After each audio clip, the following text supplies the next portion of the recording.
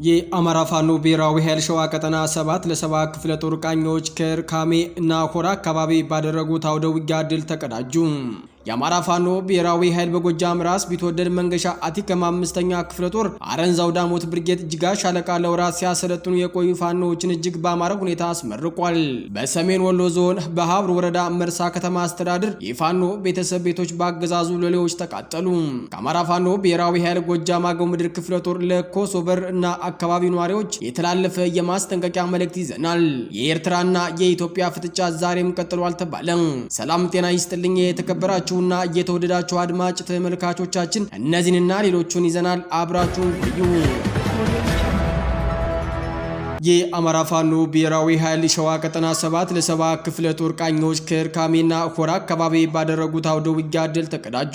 የአማራ ፋኖ ብሔራዊ ኃይል ሸዋ ቀጠና 7 ለ7 ክፍለ ጦር ሰኔ 13 2017 ዓ.ም ከአገዛዙ ወንበር አስጠባቂ ሰራዊት ጋር ለአንድ ሰዓት በፈጀ ለአስጨራሽ ውጊያ ማካሄዳቸውን የገለጹ ሲሆን ውጊያው የተካሄደው ከርካሜን እና ሆራ አካባቢ በሚገኘው የገጠር ቀበሌ ሲሆን በዚህም ውጊያ የጠላት ኃይል ሙትና ከባድ ቁስለኛ ከመደረጉም በላይ በአውደ ውጊያውን በረከት ያሉ ጥርጥር ክላሽና ስናይፐር ጨምሮ መማረክ ተችሏል ሲል የአማራ ፋኖ ብሔራዊ ኃይል ሸዋ ቀጠና 7 ለ7 ክፍለ ጦር ገልጿል።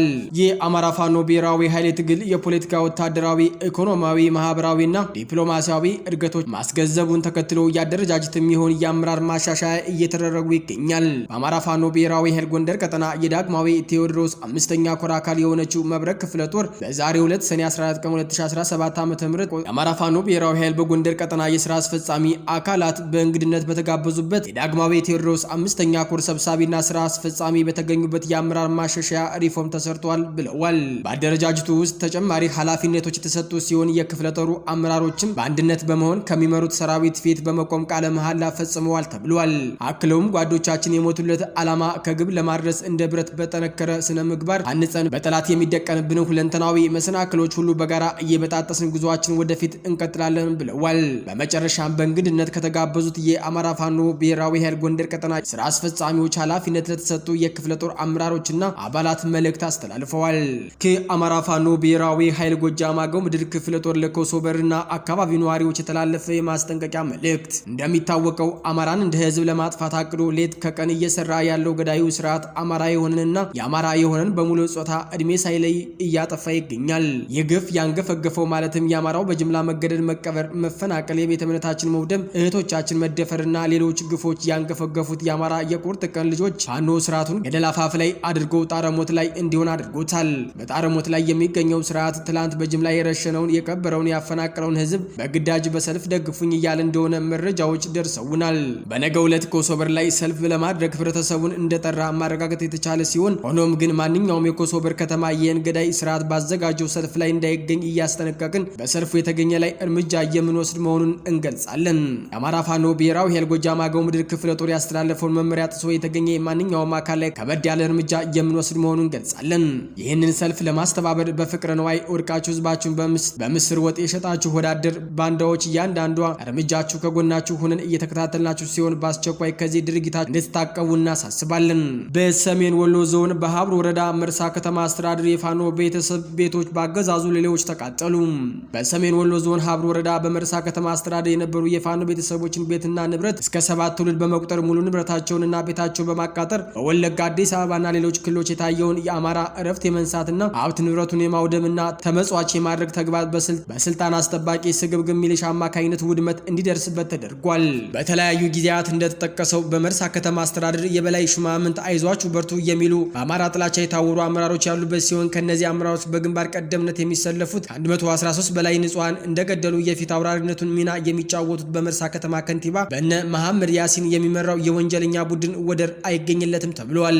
ከላይ በስም የተጠቀሰው የወንጀለኞቹ መሪ የመርሳ ከተማ አስተዳደር ከንቲባ ፀሐይ መጥለቋን ተከትሎ ሰው ወደ ቤቱ ከገባ በኋላ ምሽት ተገን በማድረግ ጠርጥረው የታሰሩ ንጹሃን በማውጣት እንዲረሸኑ ትዕዛዝ ይሰጣል። እንዲሁም አስክሬናቸውን ጅብ በልቷቸው እንዲቀር በማድረግ ወደር የማይገኝነት ነፍሰ በላነቱን ያስመሰከረ የዘመኑ ሂትለር ነው ተብሏል። መቼም የዚህ ወንጀለኞች ቡድን መሪ አረመኔነት ለማወቅ ወረላሎ፣ ዋጮ ሜዳ፣ የመርሳ ቄራ፣ መርሳ ውሃና የመርሳ ዙሪያ ጎጦችና ሌሎች ሌሎች ስፍራዎች የፈሰሰው የንጹሃን ደም የአካባቢው የዓይን እማኞች ይናገራሉ። ይህ ሁሉ በንጹሃን ላይ የሚፈጸመው ግፍ አልበቃቸው ብሎ የፋኖ ቤተሰቦች ቤት ንብረት ማቃጠሉን ዋና ተግባራቸው አድርገው ተያይዘውታል። ከውስጥ በደረሰ መረጃ መሰረት ገና ቤት ማቃጠሉና ንብረት የማውደሙን ስራ እየጀመሩና ከዚህም በላይ አጠናክረው የሚቀጥሉበት መሆኑን መረጃው እየደረሰን ቢሆንም እስካሁኑ የጉበና አሊ ቤት፣ የአቶ ዘውዱ ፈለቀ ቤት፣ የአቶ ተመስገን አስረስ ቤት፣ የአህመድ ኢብራሂም ቤት፣ የወንደሰን ጉበና ቤት ከነሙሉ ንብረታቸው የፋኖ ቤተሰብ ናቸው በማለት እንዲወድም ተደርጓል። ከዚህ በተጨማሪ በሚሊሻ በተለይም በነይመር ኑርዬ በሪሁን ሰጠና ዋሱ ሰጠ ፊት አውራሪነት ንብረቱ ያልተዘረፈ ያልተደበደበ የከተማ ነዋሪ የሌለ መሆኑን ማህበረሰቡ የሚናገረው ግልጽ ሀቅ ነው። ስለሆነም በመርሳ ከተማ አስተዳደር የሚፈጸሙ ዘግናይ ግፍ መጠኑ ሰፋ ያለ ሲሆን በዚህ ወንጀል የጥፋቱ ተባባሪ የነበሩ አመራሮችና ሚሊሻዎች ንብረታቸውን ለመሸጥ በመስማማት ላይ እንዳሉ መረጃው ደርሰውናል። የእነዚህን ወንጀለኞች ንብረት የገዛ የወንጀሉ ቀጥተኛ ተባባሪ መሆናችሁን አውቃችሁ ከዚህ ድርጊታችሁ እንድትቆጠቡ እያሳሰብን፣ ይህ አልሰማ ብሎ የወንጀለኛ ቤትና ንብረት የገዛ ቤቱም ይሁን ንብረቱ ውርስ እንደሚሆን ከወዲሁ ማሳወቅ እንወዳለን። የአማራ ፋኖ ብሔራዊ ኃይል በጎጃም ራስ ቢትወደድ መንገሻ አቲከም 5ኛ ክፍለ ጦር አረንዛው ዳመቱ ብርጌድ ጅጋ ሻለቃ ለወራት ሲያሰለጥን የቆዩ ፋኖችን እጅግ በአማረ ሁኔታ አስመረቀ። በቆዩ በስልጠናም የፖለቲካና ወታደራዊ ጥበቦችን መሬት አንብቦ መዋጋት፣ የተለያዩ መሳሪያዎችን መፍታት መግጠምና የፈንጅ ማጥመድና በቦምብ አጣጣልና የተለያዩ ቀጠናዎችን በማሰስ የሰለጠኑ መሆናቸውን የስልጠና ኃላፊው አርበኛ ሳሙኤል ገልጿል። በዕለቱ ለተመራቂዎቹ መልእክት ያስተላለፉት የሻለቃው አዛዥ መምሪ ልቃል ትግል በደልን ለማስወገድ የሚደረግ እንቅስቃሴ ነው። መራብ፣ መጠማት፣ መቸገር፣ መራዝ፣ መራቆት፣ ተራራ መውጣት፣ በውሃ ሙላትና ጎርፍ ጭቃ ውስጥ መሰቃየት አለ። ይህም ሆኖ የማይሰለችንና በየደቂቃው የምናስበው ህዝባችን ካለበት ስቃይ ለማውጣት ፍቅር በመተሳሰብ የምናደርገው መሆኑ ነው ሲል ገልጸዋል። ይህ ትግል እስከ ህይወት መስዋዕትነት የምንከፍል ለህዝባችን የምናመጣው የፖለቲካ የኢኮኖሚ በሰላም ወጥቶ የመግባት ተንቀሳቅሶ የመስራት ፍላጎታችን አሟልተን እስከ ታሪካዊ ቦታዎቻችን ድረስ አሟልተን የምንፈልጋትን ሀገር እስክንረከብ ድረስ የምናደርገውን ትግል በደስታ የምናደርገው ሲሆን ይህን እንድታደርጉ የሚያስችል አካላዊ ሆነ ፖለቲካዊ ስልጠና የወሰዳቸው አባላት በተማራችሁት ልክ እንደምታገለግሉ ተስፋችን ሙሉ ነው በማለት መልእክታቸውን አክለው ገልጸዋል። እንዲሁም በመቀጠል መልእክታቸውን ያስተላለፉት የአረንዛው ዳሞት ብርጌድ ጽሕፈት ቤት ኃላፊ አርበኛ ድልነሳ መኮንን መሞቱን ማመን ያቃት በልጭልጩ መንግስት ነኝ ባየው ግን ዛሬም ድረስ በአራቱ ማዕዘናት ያሉ ዛሬም ድረስ ኢትዮጵያውያን ወጣቶችን በግድ እያፈነ በማያውቁትና ባላመኑበት በማያገባቸው ምክንያት ለሞት እየማገዳቸው መሆኑን የአደባባይ ሚስጥር ነው። በመሆኑም መላው ኢትዮጵያውያን ወይ ልጆቻችሁን የሚነጥቃችሁንና የአንድነት ድንኳናችሁን በመለያየት የሞላ ሀዘን እና ዋይታ እንድትኖሩ የፈረደባችሁን መንግስት ስርዓት ከጎናችን ሆናችሁ ትታገሉ ዘንድ ጥሪያችን ነው በማለት መልእክቱን አስተላልፈዋል። በዕለቱ ሰልጣኞቹ የሰልፍ ትርኢትና ካታ እንዲሁም ልዩ የሆነ ትርኢት በማሳየት የተመረቁ ሲሆን የቆይታ ጊዜያቸው ምን እንደሚመስል ያብራሩት የጅጋ ሻለቃ የስልጠና መምሪያ ኃላፊ አርበኛ ሳሙኤል በቆይታቸው የተለያዩ ስልጠናዎችን መውሰዳቸውን በቀጣይ ለሚገጥማቸው የትግል ሂደት ወሳኝ እንደነበረም ገልጸው መልካም የትግል ጊዜ እንዲሆን ተመኝተዋል ሲል የአረንዛው ዳሞት ብርጌድ ህዝብ ግንኙነት መምሪያ ኃላፊ ገልጿል። የኤርትራና የኢትዮጵያ ፍጥጫ ዛሬም ቀጥሏል ተባለም።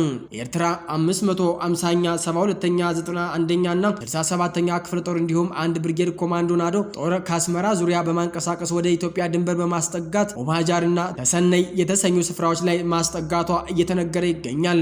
የምስራቅ አፍሪካ ቀጠና ሁከት የሚፈልገው አብይ አህመድ በበኩሉ የትግራይና በአስመራ የድንበር አቅራቢያዎች የኤርትራና የህወሓት ተቃራኒ ሰዎችን ጭምር በማሰልጠን ሙሉ የወታደራዊ ዝግጅት እያደረገ ነው ተብሏል።